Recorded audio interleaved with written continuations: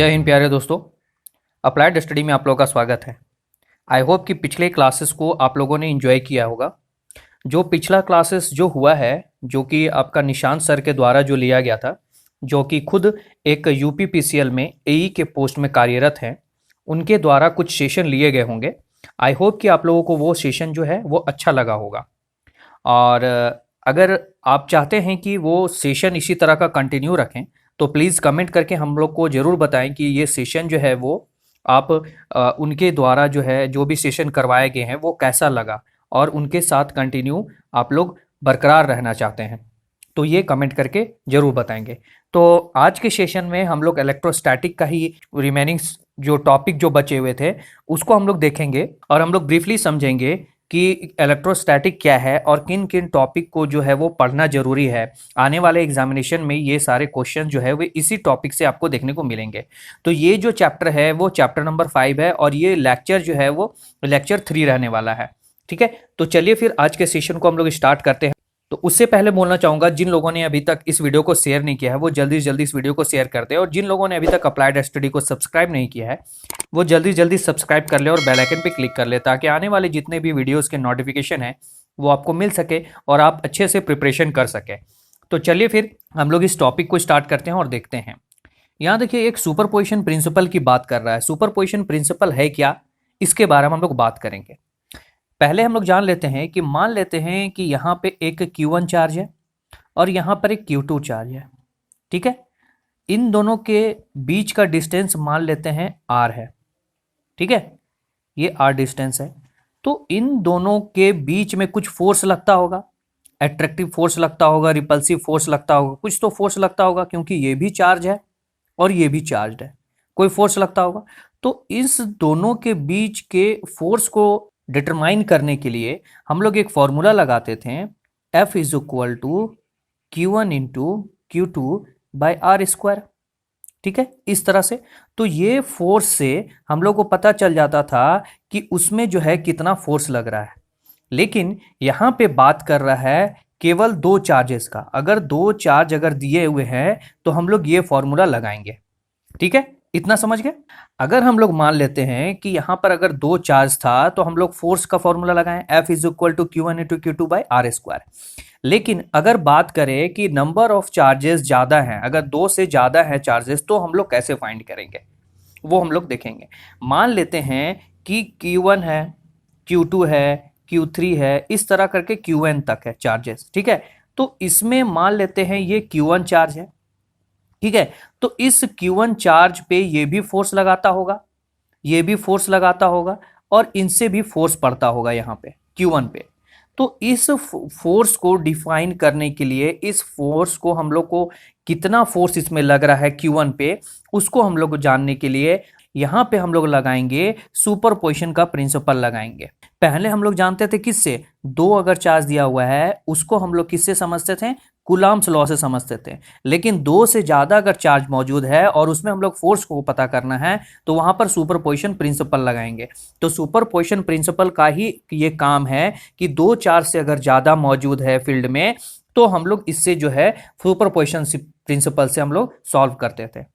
ठीक है, मान लेते हैं कि Q1 चार्ज है, तो Q1 चार्ज में इन तीनों से फोर्स लगता होगा।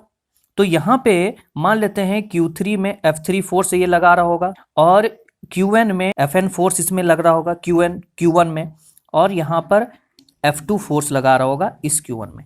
ये तीनों इसमें फोर्स लगा रहे हैं। तो इस Q1 में नेट फोर्स निकालने के लिए हम लोग क्या करेंगे कि इस F2 का, Fn का, F3 का हम लोग क्या करते हैं, इसमें हम लोग करेंगे, हम लोग वेक्टर सम कर देंगे।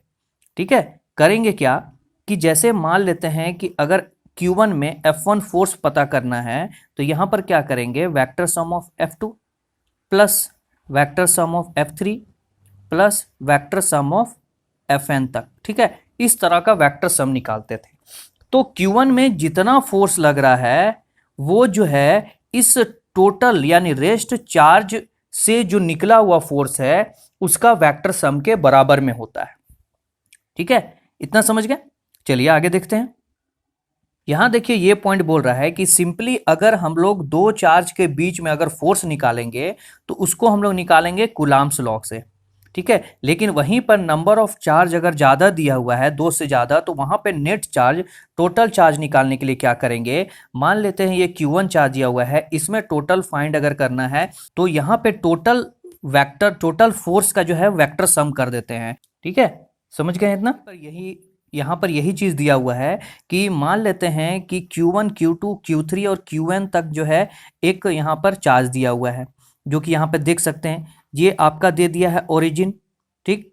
और यहाँ पर देखिए Q1 दिया हुआ है, ये Q2 है, ये Q3 है और ये यहाँ पर Qn दिया हुआ है। और सारे का डिस्टेंस जो है यहाँ पर दे दिया गया है R1, R2 और R3, और सारे जो है वेक्टर में दिए हुए हैं क्योंकि डायरेक्शन यहाँ पर शो हो रहा है, ठीक है। ये तीनों का डिस्टेंस दे दिया गया है। तो अब बोल रहा है कि मान लीजिए यहाँ पर Q1 में कुछ फोर्स लग रहा है, तो Q1 में कितना फोर्स लग रहा है वो जानने के लिए हम लोग क्या करेंगे कि सारे जितना चार्ज जो बचा हुआ है Q1 के अलावा जितना चार्ज है उससे इस Q1 में कितना फोर्स लग रहा है उसका हम लोग वेक्टर सम कर देते हैं। जैसे इस Q1 में देखिए, Q1 में इधर Q2 से एक फोर्स लग रहा है जो कि F12 है। दूसरा यहाँ पर देखिए Q3 से एक फोर्स लग रहा है यहाँ पे जो कि F13 है, और यहाँ पर देखिए Q1 से एक फोर्स यहाँ पे लग रहा है जो कि आपका 1N है, ठीक है। ये फोर्स लग रहा है। तो इस Q1 का फोर्स निकालने के लिए, यानी F1 फोर्स निकालने के लिए जितना भी रेस्ट जो चार्ज बचा हुआ है उन सारे का फोर्स का हम लोग वेक्टर सम कर देते हैं। जैसे F1 निकालना है, vector F12, vector F13 plus F1N तक जो हम लोग इसका जो है वेक्टर सम कर देंगे तो हम लोग को निकल के आ जाएगा कि Q1 में कितना फोर्स जो है वो लग रहा है, ठीक है। यानी यहाँ कहने का मतलब ये है इस Q1 में जो फोर्स लग रहा है वो F1 है, ठीक। और अगर यहाँ पर देखिए Q2 के कारण से जो फोर्स लग रहा है वो F12 है, Q3 के कारण से जो फोर्स लग रहा है Q1 में वो F13 है, और Qn से जो फोर्स लग रहा है वो F1N है। ये कहने का मतलब है। तो F1 अगर निकालना है तो ये तीनों का वेक्टर सम कर देंगे, ये इसके बराबर हो जाएगा, ठीक है। तो ये F1 जो है, यहाँ पर जो F1 यानी Q1 में जो फोर्स लग रहा है F1, वो इन तीनों का वेक्टर सम के बराबर में होता है। इतना समझ गए? चलिए नेक्स्ट चलते हैं, हम लोग देखते हैं। और अब हम लोग देखेंगे इलेक्ट्रिक फील्ड के बारे में, जानेंगे कि इलेक्ट्रिक फील्ड है क्या, ठीक है। और इसके बारे में हम लोग कुछ देखते हैं, डिटेल में समझते हैं कि क्या है इलेक्ट्रिक फील्ड। क्या है, मान लेते हैं कि Q एक चार्ज है, इस चार्ज से फील्ड निकल रहा है, इलेक्ट्रिक लाइंस ऑफ फोर्स। ये हम लोग आगे देखेंगे इलेक्ट्रिक लाइंस ऑफ फोर्स। यहाँ से मान लेते हैं ये जो है यहाँ पे, यहाँ से चार्ज जो है वो निकल रहा है। तो ये जितना दूर तक आपका आएगा, जितना दूर तक इसका लाइन फैला हुआ है वो उसका इलेक्ट्रिक फील्ड हो गया, यानी इतने दूर तक इसका फील्ड है। अगर यही लाइन इसका अगर आगे तक निकला हुआ रहता, जहां तक निकला हुआ रहता वहां तक इसका इलेक्ट्रिक फील्ड होता है, ये इलेक्ट्रिक फील्ड हो गया। और ये जो लाइन दिखा रहा है इसको हम लोग बोलेंगे इलेक्ट्रिक लाइंस, ठीक है। ये इलेक्ट्रिक लाइंस ऑफ फोर्स हो गया। और ये जो लाइन जो है बता रहा है, ये बता रहा है इलेक्ट्रिक फील्ड, बता रहा है कि यहां तक इसका फील्ड है, ठीक है।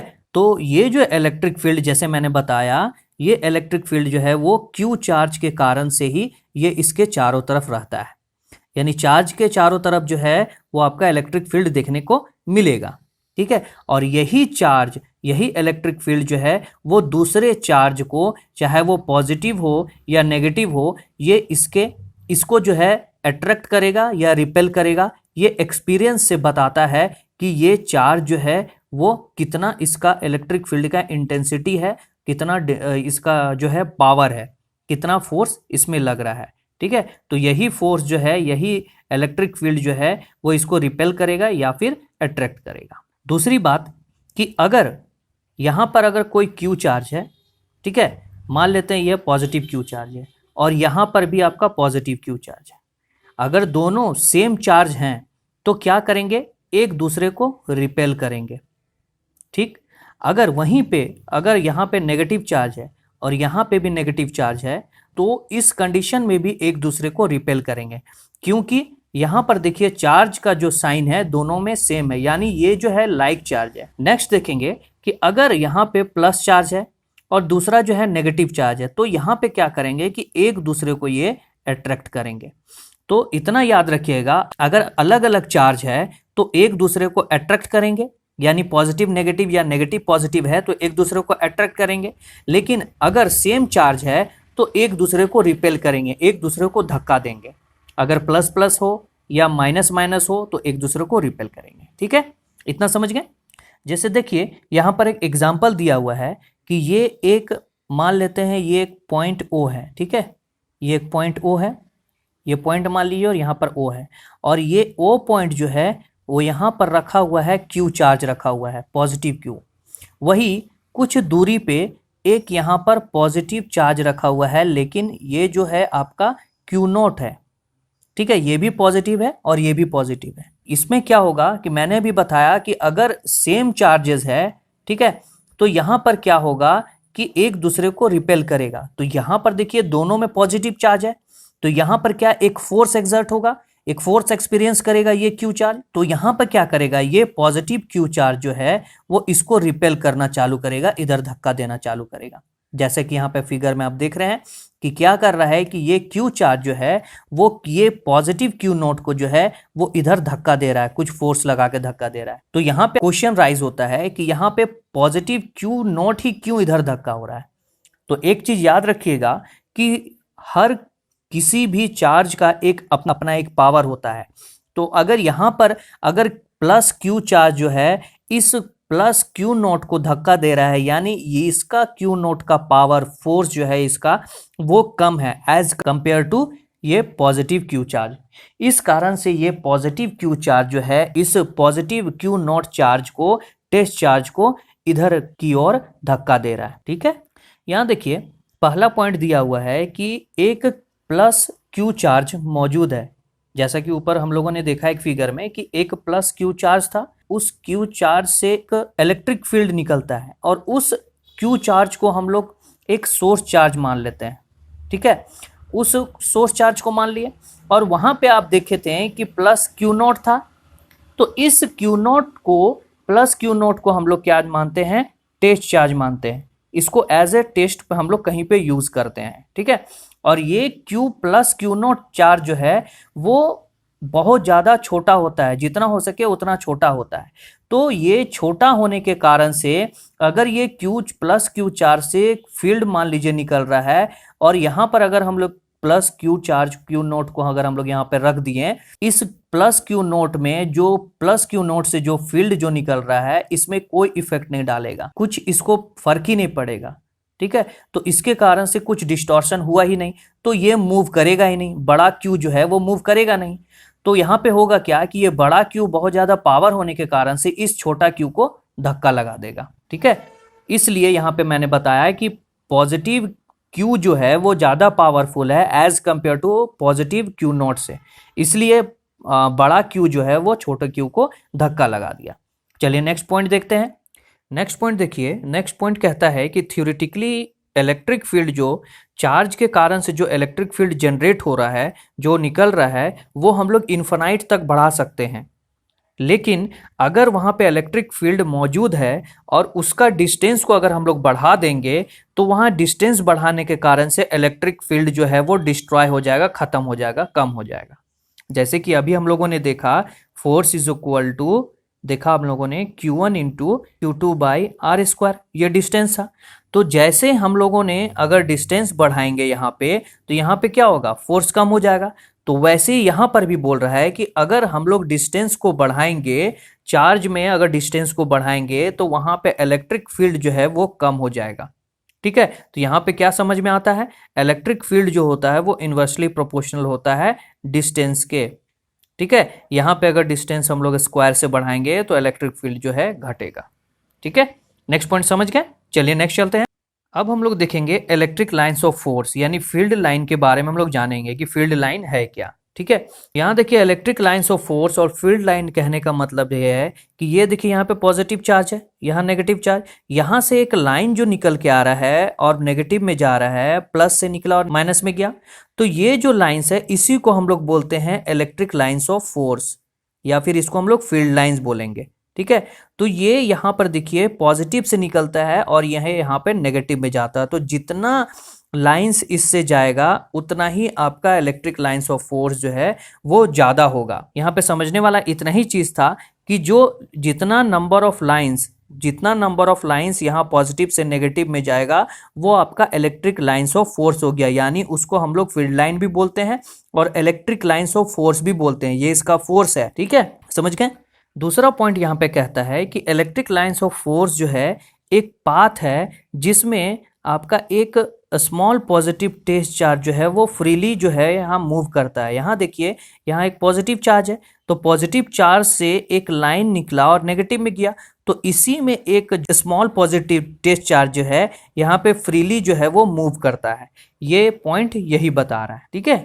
यहाँ देखिए, यहाँ दिया हुआ है कि ये आपका दिया हुआ है आपका पॉजिटिव चार्ज और ये आपका दिया हुआ है नेगेटिव चार्ज। तो यहाँ कहने का मतलब ये है कि यहाँ से जब कभी भी इलेक्ट्रिक लाइंस निकलेगा, इलेक्ट्रिक लाइंस ऑफ फोर्स निकलेगा, वो हमेशा पॉजिटिव से ओरिजिनेट करता है यानी निकलेगा और नेगेटिव में जाके एंड होता है। ये हमेशा याद रखिएगा, क्वेश्चन में पूछा जाएगा कि जो इलेक्ट्रिक लाइंस ऑफ फोर्स है वो किससे ओरिजिनेट करता है, तो आपको बताना है कि इलेक्ट्रिक लाइंस ऑफ फोर्स जो है वो आपका पॉजिटिव से ओरिजिनेट करता है, पॉजिटिव चार्ज से, और नेगेटिव चार्ज में जो है आपका जाके एंड करता है। और इसके बीच में जितना नंबर ऑफ लाइंस जो रहेगा वो आपका इलेक्ट्रिक लाइंस ऑफ फोर्स हो गया। और ये जहां तक जितने क्षेत्र तक पहुंचा हुआ रहेगा, जितने एरिया ये कवर करेगा, वो आपका इलेक्ट्रिक फील्ड हो गया, यानी इसका फील्ड इतना दूर तक है। आप यहाँ देख सकते हैं इतना दूर तक इलेक्ट्रिक फील्ड है, ठीक है, समझ गए। चलिए नेक्स्ट पॉइंट देखते हैं। यहाँ देखिए, पहला पॉइंट बोल रहा है जो आपका पॉजिटिव चार्ज होता है तो फील्ड लाइन जो है वो पॉजिटिव चार्ज से निकलता है और नेगेटिव चार्ज में एंड होता है, जैसा कि मैंने अभी बताया। ये जो होता है चार्ज के जो है वो डायरेक्टली प्रोपोर्शनल होता है। कहने का मतलब ये है कि जितना ज़्यादा चार्ज होगा उतना ही ज़्यादा इस पॉजिटिव चार्ज से निकलेगा और उतना ही ज़्यादा यहाँ पर नेगेटिव में एंड होगा, ठीक है। दूसरा पॉइंट बोलता है फील्ड लाइन का जो पॉइंट होता है वो इलेक्ट्रिक फील्ड का डायरेक्शन को बताता है, ठीक है। यहाँ कहने का मतलब है कि ये जो लाइंस यहाँ से निकल रहा है और यहाँ पे जाके एंड कर रहा है, इसके बीच में मान लेते हैं ये एक पॉइंट चार्ज है और इसमें यहाँ टेंजेंटली एक लाइन खींचते हैं, ठीक है। ये टेंजेंटली लाइन जो खींचे ये डायरेक्शन बताया कि इलेक्ट्रिक फील्ड किधर की ओर जा रहा है। वही यहाँ पर अगर हम लोग लाइन खींचेंगे और यहाँ टेंजेंटली करेंगे तो ये यहाँ जाएगा, यहाँ पर करेंगे, यहाँ पर टेंजेंटली करेंगे तो यहाँ पर इस तरह ये जाएगा। तो इस तरह से पता चलता है कि इलेक्ट्रिक लाइंस का जो डायरेक्शन है वो किधर है, ठीक है।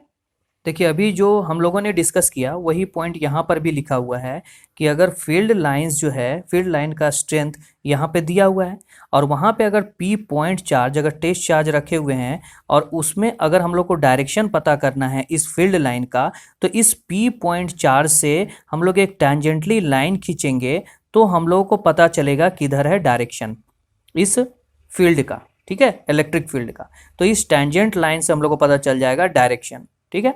नेक्स्ट पॉइंट कहता है कि अगर आपका कोई एक चार्ज है और कोई एक चार्ज का जो फील्ड उससे निकल रहा है, लाइंस ऑफ फोर्स निकल रहे हैं, जितना ज़्यादा ये लाइंस एक दूसरे के नज़दीक रहेंगे उस फील्ड का स्ट्रेंथ उतना ही मजबूत होगा। जैसे यहाँ से अगर कोई चार्ज अगर निकल रहा है, अगर नज़दीक नज़दीक चार्ज है तो आपका इस फील्ड का स्ट्रेंथ जो है वो बहुत ज़्यादा होगा। वही अगर क्यू चार्ज यहाँ पे दिया हुआ है तो यहाँ पर अगर फील्ड लाइंस एक दूसरे से काफ़ी दूर हैं तो इस फील्ड का स्ट्रेंथ जो है वो कम होगा। तो यहाँ पे फिगर में देखिए, ये जो Q charge, Q test charge जो दिया हुआ है वो इस क्यू के नज़दीक में है।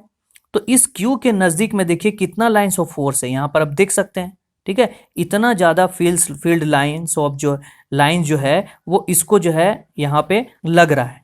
तो इसके कारण से यहाँ पर जो फोर्स जो लग रहा है वो बहुत ज़्यादा लग रहा है, क्योंकि यहाँ पर फील्ड लाइंस जो है एक दूसरे के क्लोजर है। वही यहाँ पर देख लीजिए, यहाँ पर डिस्टेंस है, एक दूसरे के डिस्टेंस है, तो यहाँ पे जो फोर्स लगेगा, फील्ड लाइंस का जो फोर्स है वो कम लगेगा। यानी कहने का मतलब ये है कि जितना ज़्यादा इलेक्ट्रिक लाइंस और फोर्स जो है एक दूसरे के क्लोजर में रहेंगे उतना ही ज़्यादा आपका इलेक्ट्रिक फील्ड का स्ट्रेंथ होगा, और जितना ज़्यादा इलेक्ट्रिक लाइंस ऑफ फोर्स जो है वो दूर दूर रहेंगे उतना कम आपका फील्ड का स्ट्रेंथ होगा, ठीक है। नेक्स्ट पॉइंट देखिए, कहता है कि इलेक्ट्रिक फील्ड जो है उसको रिप्रेजेंट करता है फील्ड लाइंस, और सही बात है, कि यहाँ पर अगर Q चार्ज है, यहाँ से देखिए अगर फील्ड लाइंस निकला तो ये आपका बताता है कि ये फील्ड लाइंस है, ये फील्ड लाइंस है। तो जितना दूर तक ये एरिया कवर करेगा वो बताएगा इस चार्ज का कितना दूर तक फील्ड है। तो इससे पता चल गया, इस इलेक्ट्रिक लाइन से पता चल गया हम लोग इलेक्ट्रिक फील्ड। तो इलेक्ट्रिक लाइन ही हम लोग को बताता है कि कहाँ तक इसका इलेक्ट्रिक फील्ड है, और इसी लाइन से हम लोग को पता चलता है कि उस चार्ज का कितना फील्ड स्ट्रेंथ है। ठीक है, जितना ज्यादा क्लोजर रहेगा उतना ही ज्यादा फील्ड स्ट्रेंथ रहेगा, जैसा कि मैंने अभी बताया। ठीक है, और इसी लाइन से, इलेक्ट्रिक लाइन से ही पता चलता है कि फील्ड का जो है डायरेक्शन किधर है। तो इस इलेक्ट्रिक लाइन से ही सब कुछ पता चलता है। इलेक्ट्रिक लाइन से आपका क्या क्या पता चल गया? इलेक्ट्रिक लाइन से पता चल गया इलेक्ट्रिक फील्ड, यानी इसका फील्ड कहाँ तक का है, पहला। दूसरा पता चल गया कि इसका स्ट्रेंथ, जितना नंबर ऑफ आपका लाइंस क्लोजर रहेगा उतना ही ज्यादा स्ट्रेंथ होगा। ठीक है, तीसरा पता चल गया कि आपका फील्ड का डायरेक्शन किधर है। तो इसी लाइन से हम लोगों का तीनों कुछ पता चल गया। ठीक है, चलिए नेक्स्ट देखते हैं। यहां देखिए हम लोग अब देखेंगे property of electric lines of force. Electric lines of force के प्रॉपर्टी के बारे में हम लोग जानेंगे। इसका प्रॉपर्टी क्या है? पहला प्रॉपर्टी कहता है कि मान लेते हैं कोई Q1 चार्ज है और ये Q2 चार्ज है। चार्ज से ही आपका लाइंस, फील्ड लाइंस निकलता है, पॉजिटिव चार्ज, और जाता है आपका नेगेटिव चार्ज में। ठीक है, यहाँ पे निकलता है एक लाइंस और नेगेटिव चार्ज में जाता है, इस तरह से। तो पॉजिटिव चार्ज से आपका एक लाइन निकला, पॉजिटिव से चार्ज निकला, फील्ड लाइंस निकला, और नेगेटिव में जाके इंटर कर गया। ठीक है, अगर इसमें अगर P पॉइंट यहाँ पॉइंट मान लेते हैं और इससे अगर टैंजेंट एक लाइन खींचते हैं तो इस लाइन के वजह से हम लोग को पता चल जाता है कि इस फील्ड का डायरेक्शन क्या होगा। ठीक है, ये पता चल गया। नेक्स्ट पॉइंट कहता है कि इलेक्ट्रिक लाइंस ऑफ फोर्स जो है वो पॉजिटिव चार्ज से निकलता है और नेगेटिव चार्ज में एंड होता है। ठीक है, और थर्ड पॉइंट कहता है कि इलेक्ट्रिक लाइंस ऑफ फोर्स जो है वो किसी सरफेस से निकलता है और किसी दूसरे सरफेस में जाता है, यानी सरफेस की बात कर रहा है। ये एक चार्ज है, ठीक है, ये पॉजिटिव Q चार्ज है, ये नेगेटिव Q चार्ज है। ठीक है, तो इसके सरफेस से चार्ज निकलेगा, ना कि इसके अंदर से। इसके सरफेस से चार्ज निकला और इसके सरफेस में ही इंटर किया। ठीक है, यहाँ थर्ड पॉइंट जो है यही कह रहा है। और देखिए चौथा पॉइंट कहता है कि इलेक्ट्रिक लाइंस ऑफ फोर्स जो है वो कंडक्टर में नहीं, कंडक्टर के सरफेस पे फ्लो करता है। ये कंडक्टर है, मान लेते हैं ये कंडक्टर है। ठीक है, तो कंडक्टर के सरफेस पे इलेक्ट्रिक लाइन जो है यहाँ पे जो है वो फ्लो करता है, ना कि इसके अंदर। इसके अंदर इलेक्ट्रिक लाइंस ऑफ फोर्स जो है, इलेक्ट्रिक फील्ड जो है इसके अंदर वो जीरो होता है। वही इसका फील्ड जो है इस सरफेस के ऊपर ही आपका इसका फील्ड जो है आपको देखने को मिलेगा। अगर क्वेश्चन में आएगा, इस तरह का क्वेश्चन आपको पूछा जाएगा कि अगर जो आपका इलेक्ट्रिक लाइंस ऑफ फोर्स जो है वो कंडक्टर के अंदर, इनसाइड द कंडक्टर क्या होता है, वो आपका जीरो होता है। ठीक है, लेकिन वही आपका सरफेस की बात करें, पूछ देगा इलेक्ट्रिक लाइंस ऑफ फोर्स जो है वो कहाँ पे मौजूद होता है, कंडक्टर पे, तो उसके सरफेस पे मौजूद होता है। ठीक है, चलिए नेक्स्ट देख। पॉइंट 5 कहता है कि इलेक्ट्रिक लाइंस ऑफ फोर्स जो है वो कभी एक दूसरे को इंटरसेक्ट नहीं करता है। यानी इलेक्ट्रिक लाइंस ऑफ फोर्स अगर ऐसे जा रहा है तो ऐसे ही जाएगा, एक दूसरे को ऐसे, ये नहीं कि एक दूसरे को ऊपर ऐसा चढ़ के जाएगा या फिर एक दूसरे को क्रॉस करेगा, ऐसा कभी नहीं होता है।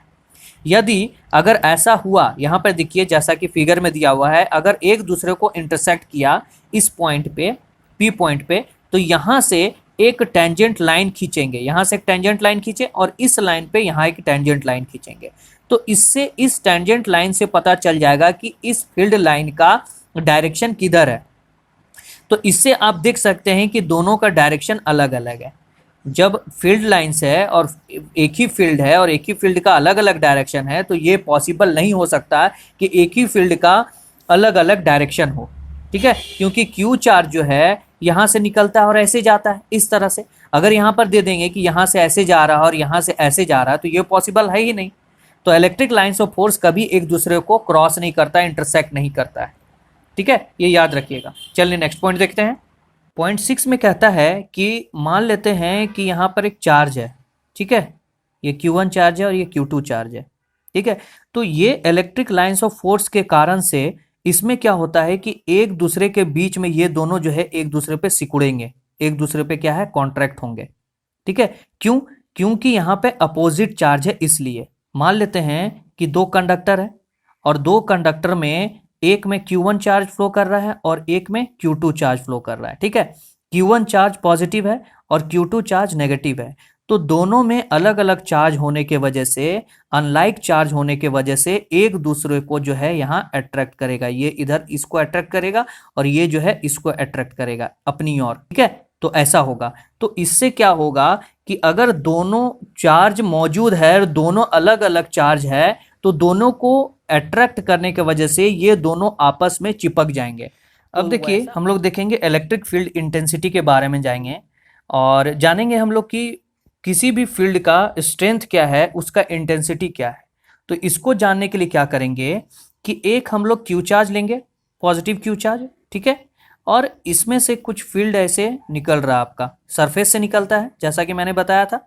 ठीक है, तो यहाँ पे क्या करेंगे, एक यूनिट पॉजिटिव चार्ज को यहाँ पे रख देंगे। ठीक है, तो इस यूनिट पॉजिटिव चार्ज में कितना फोर्स लग रहा है वो बताएगा आपका इलेक्ट्रिक फील्ड इंटेंसिटी को। यानी कहने का मतलब यहाँ ये है, इस पॉजिटिव क्यू चार्ज से इस यूनिट टेस्ट चार्ज पे कितना ज्यादा फोर्स लग रहा है, उतना आपका फील्ड का स्ट्रेंथ हो जाएगा, या कि उसका यानी उसका इलेक्ट्रिक फील्ड इंटेंसिटी उतना ही ज्यादा होगा।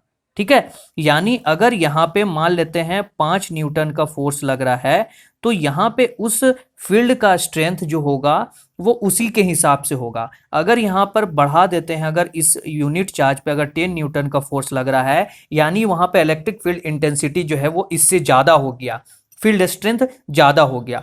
तो जो फोर्स है, फील्ड स्ट्रेंथ को पता करने के लिए कोई एक चार्ज के सामने एक पॉजिटिव चार्ज को रखेंगे जो कि टेस्ट चार्ज है, और उसमें देखेंगे कि इतना फोर्स लग रहा है। जितना ज़्यादा फोर्स लगेगा उतना ही ज़्यादा आपका फील्ड स्ट्रेंथ हो जाएगा। उसी को हम लोग बोलेंगे उस इलेक्ट्रिक फील्ड का इंटेंसिटी उतना ही ज़्यादा है। ठीक है, ये समझ गए।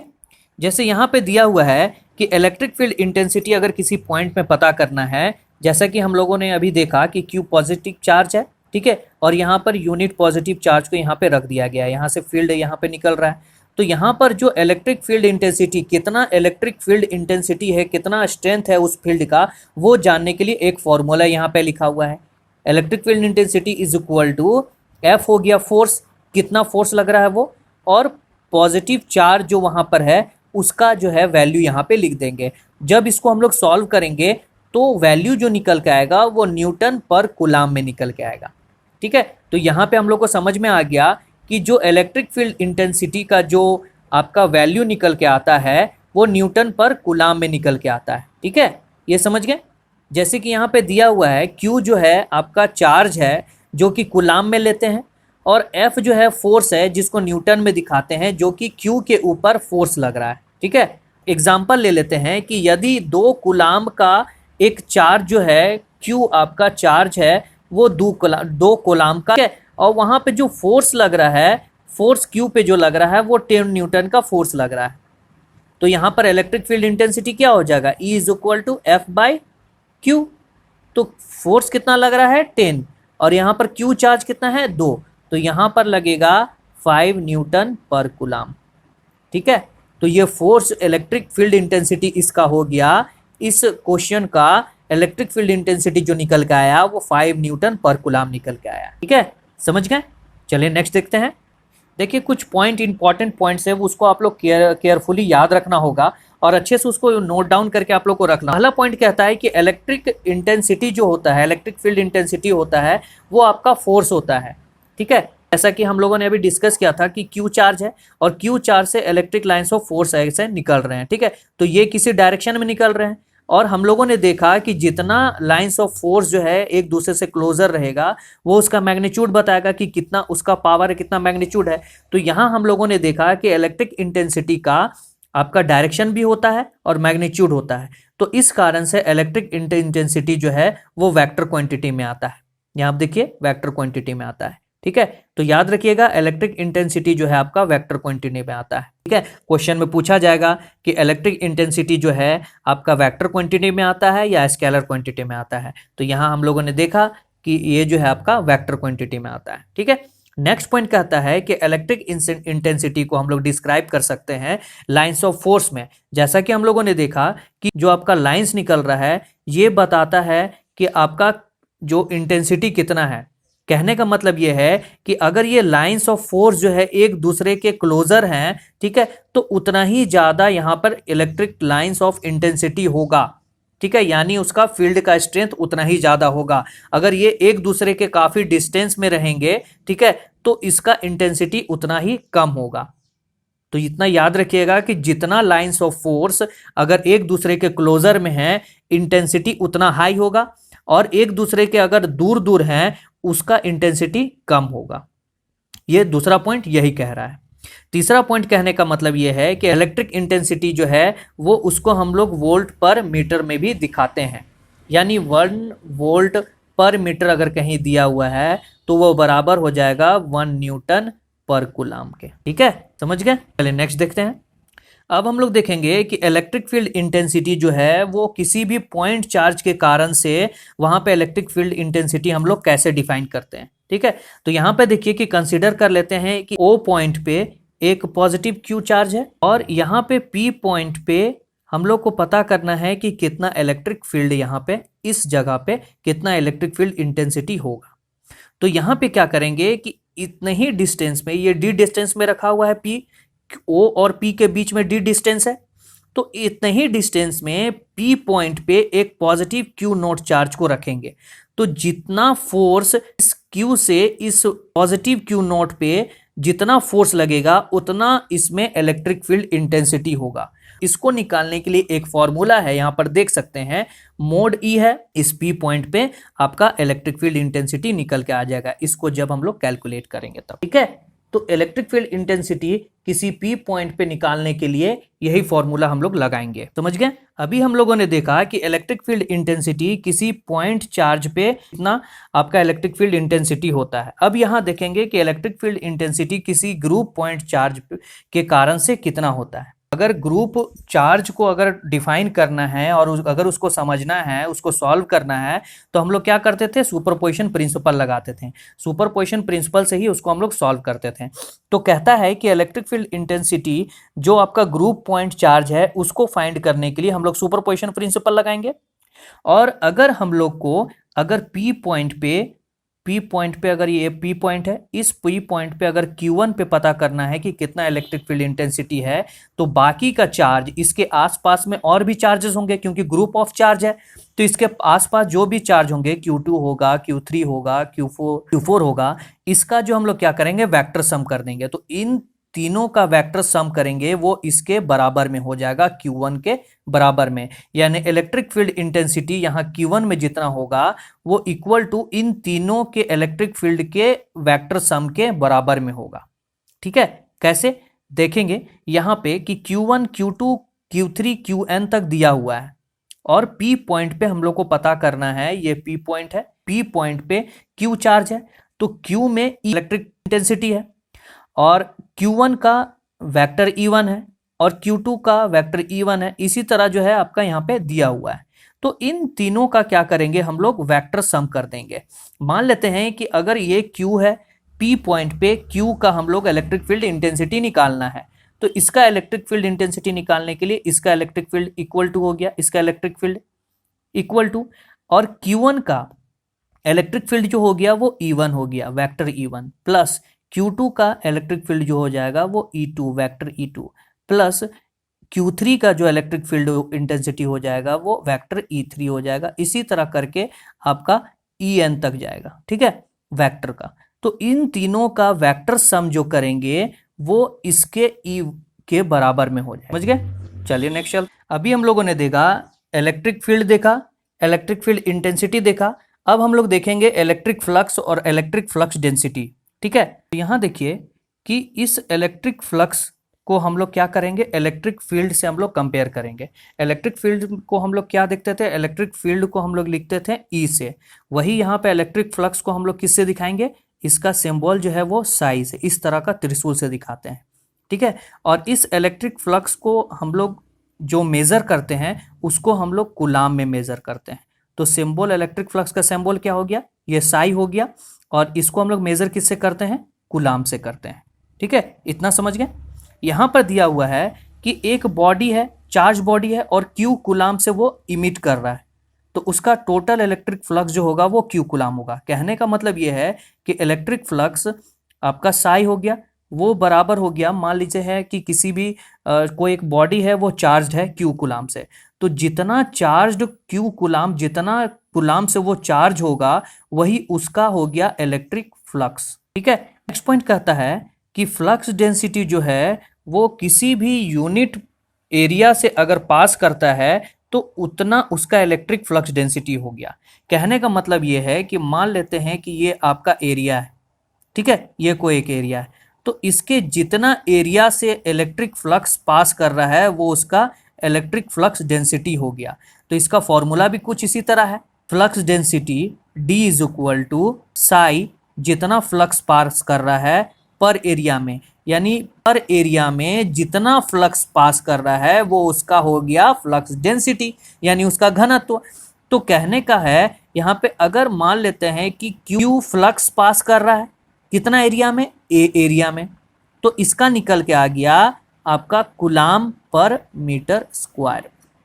ठीक है, तो फ्लक्स डेंसिटी को किस में दिखाते हैं, कूलाम पर मीटर स्क्वायर में दिखाते हैं। ठीक है, और फ्लक्स डेंसिटी कैसे हम लोग करेंगे, डिफाइन कैसे करेंगे, तो फ्लक्स डेंसिटी को हम लोग डिफाइन ऐसे करते हैं कि पर एरिया में जितना फ्लक्स पास किया वो उसका फ्लक्स डेंसिटी हो गया। ठीक है, इतना समझ गए। डेंसिटी कहने का मतलब है दोस्तों कि उस फ्लक्स का कितना घनत्व है, कितना घना है। अगर एक एरिया है, मान लेते हैं ये एक एरिया है, इस एरिया में देखिए 1 2 3 ही फ्लक्स जा रहा है, तो इसका घनत्व कम होगा। वही अगर इसी एरिया में नंबर ऑफ फ्लक्स लाइंस जो है अगर ज़्यादा जा रहा है तो इसका डेंसिटी क्या होगा, बढ़ जाएगा, क्योंकि एक दूसरे के करीब में है। डेंसिटी क्या है, घना, घना, ज़्यादा घना है। ठीक है, समझ गए। अब देखिए यहाँ पर दिया हुआ है रेशियो, रेशियो D/E का रेशियो। कहने का मतलब ये है D क्या है, flux density, flux density by electric intensity E, उसका रेशियो क्या है। तो इसको हम लोग दिखाएंगे D/E इज इक्वल टू होता है एप्सिलॉन के बराबर में। तो इसको हम लोग ऐसे भी लिख सकते हैं D इज इक्वल टू, यानी flux density is equal to epsilon into electric field intensity. और एप्सिलॉन को क्या लिखते हैं, epsilon is equal to Q0 into PR, relative permittivity into permittivity, ये आपका दिया हुआ है। ठीक है, तो इसका जगह पे D is equal to epsilon into E दिया हुआ है, तो इसके जगह पे D is equal to epsilon into epsilon into आपका E, ये हो गया। अगर फ्लक्स डेंसिटी हम लोग को निकालना है तो परमिटिविटी आपको यहाँ पर देना होगा और रिलेटिव परमिटिविटी देना होगा और यहाँ इलेक्ट्रिक फील्ड इंटेंसिटी देना होगा, तो इससे भी आपका फ्लक्स डेंसिटी निकल के आ जाएगा। या तो अगर आपको पता है कि उस एरिया में, किसी एक एरिया में कितना फ्लक्स पास कर रहा है वो आपको पता है, तो उससे आपका फ्लक्स डेंसिटी निकल के आ जाएगा, जो कि आपका कूलाम पर मीटर स्क्वायर से निकल के आएगा। ठीक है, समझ गए। तो आज का सेशन इतना ही दोस्तों। आई होप कि आप लोगों को सब कुछ समझ में आया होगा, और अगर समझ में नहीं आया तो प्लीज कमेंट करके जरूर बताएं कि कौन सा पॉइंट आपको समझ में नहीं आया, ताकि नेक्स्ट क्लास में हम लोग जो उसको अच्छे से समझाने की कोशिश करेंगे। तो चलिए फिर हम लोग नेक्स्ट क्लास में मिलते हैं। उससे पहले बोलना चाहूंगा, जिन लोगों ने अभी तक इस वीडियो को शेयर नहीं किया वो जल्दी जल्दी इस वीडियो को शेयर कर दे, और जिन लोगों ने अभी तक अप्लाइड स्टडी को सब्सक्राइब नहीं किया वो जल्दी जल्दी सब्सक्राइब कर दे और बेल आइकन पे क्लिक कर ले, ताकि आने वाले जितने भी वीडियोस के नोटिफिकेशन मिल सके। और एक चीज और बोलना चाहूंगा दोस्तों कि एक तरफ हम लोग का क्लासेस चल रहा है इधर, और दूसरी तरफ हम लोग का टेस्ट चल रहा है, तो वो इस क्लास के रिलेटेड ही आपको सारा क्वेश्चन देखने को मिलेगा। एक तरफ आपका सेशन चलता आएगा, जैसे ये टॉपिक हम लोग पढ़ते जा रहे हैं, इसी से रिलेटेड आपको 20 क्वेश्चन देखने को मिलेंगे। वो सीजन जो है वो 2020 सीजन जो है आपका चल रहा है, तो एक तरफ आप क्लासेस कीजिए और दूसरी तरफ आप 2020 सीजन का टेस्ट लगाइए, जिसके वजह से होगा क्या कि जो भी आप पढ़ रहे हैं इससे रिलेटेड अगर आप क्वेश्चन लगा लेते हैं तो और भी वो टॉपिक आपका स्ट्रांग हो जाएगा और आपका जो कॉन्सेप्ट है वो क्लियर होगा। तो चलिए फिर हम लोग नेक्स्ट क्लास में मिलते हैं, तब तक के लिए आप घर पे रहें, सेफ रहें। थैंक यू, जय हिंद दोस्तों।